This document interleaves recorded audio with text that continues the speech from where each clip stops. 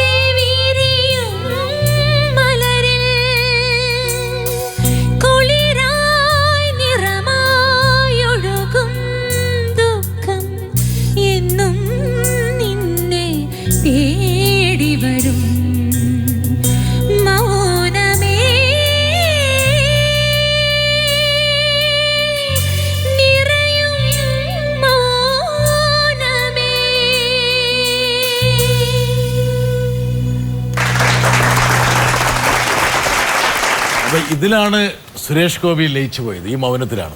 അദ്ദേഹം വാചാലമായത് ഒരുപക്ഷെ ഈ അമൃതയുടെ മൗനത്തിലാണ്. എന്തായാലും അമൃതയുടെ ജീവിതത്തിലെ വളരെ പ്രധാനപ്പെട്ട ഒരു വഴിത്തിരിവായിരുന്നു സുരേഷ് ഗോപിയായിട്ടുള്ള ബന്ധം.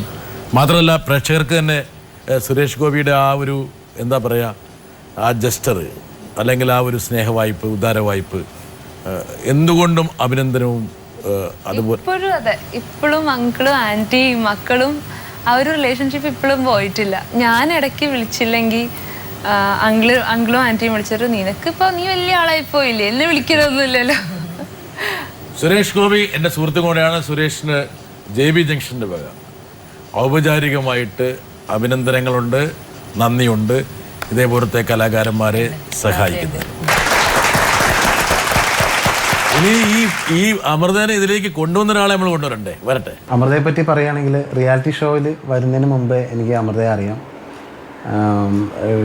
ഒരുപാട് സ്റ്റേജ് ഷോസിലൂടെയാണ് ഞാൻ അമൃതയെ പരിചയപ്പെടുന്നത്.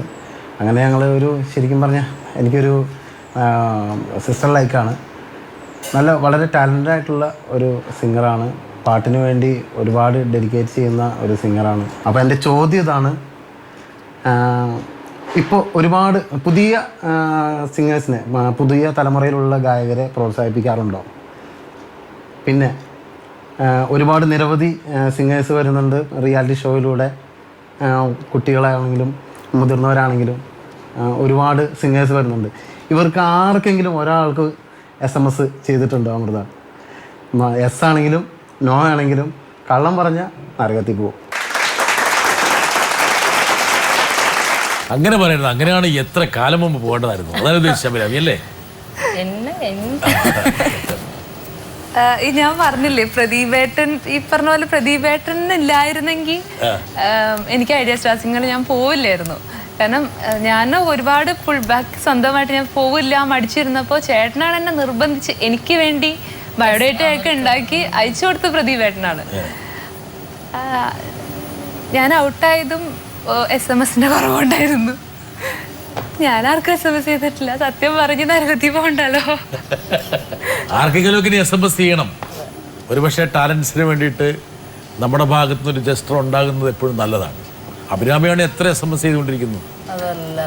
ആർക്കാണെന്ന് മാത്രം ഞാൻ ആദ്യം പറയില്ല. പ്രത്യേകിച്ച് അച്ഛൻ അവിടെ ഇരിക്കുന്നതുകൊണ്ട് അമ്മ അവിടെ ഇരിക്കുന്നതുകൊണ്ട് ഞാൻ ഒരിക്കലും പറയില്ല. പക്ഷെ അച്ഛന് പ്രശ്നമൊന്നുമില്ലല്ലേ? ആ SMS ഒക്കെ ഇവരെ കാണിച്ചു കൊടുക്കുന്നുണ്ട്. പ്രശ്നമൊന്നുമില്ലല്ലേ? പ്രശ്നമുണ്ടെന്ന് പറയരുതെന്നുള്ള രീതിയിലാണ് പറഞ്ഞ് ഇല്ല എന്നൊക്കെ ചോദിച്ചത്.